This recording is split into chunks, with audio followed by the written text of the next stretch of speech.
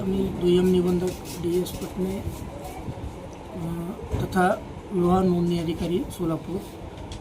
तर सध्या आमच्याकडे जे लग्न होतात 2.0 मध्ये होतात। 2024 नंतर ही कार्यप्रणाली कार्यान्वित झालेली आहे। तरी आता सध्या काही लोकांचे काय झालेले आहेत, 2010 ते 20 मध्ये किंवा 26 म्हणजे 24पर्यंत जेव्हा 1.9 मध्ये होतं विवाह प्रणाली, त्यावेळेस त्यांनी विवाह केलेला आहे, त्यांचं प्रमाणपत्र आहे, त्याच्यावर आमची सही शिक्कासुद्धा आहे। तर ते त्यांचं काय म्हणणं आहे की त्याच्यावर QR कोड पाहिजे। तर तसं आमच्या डिपार्टमेंटकडून किंवा शासनाकडून तशी पद्धत आमच्या म्हणजे संगणकीकृत याच्यामध्ये प्रणालीमध्ये विकसित झाली तर आम्ही तसं देऊ शकतो, परंतु अजून तसं संगणकीमध्ये सुधारणा न झाल्यामुळे आम्ही काही करू शकत नाही।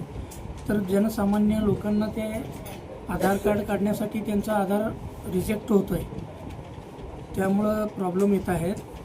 तर याबाबत आमचं शासनाशी किंवा NICशी आमचा पाठपुरावा चालू असून ते लवकरात प्रश्न मार्गी लागेल।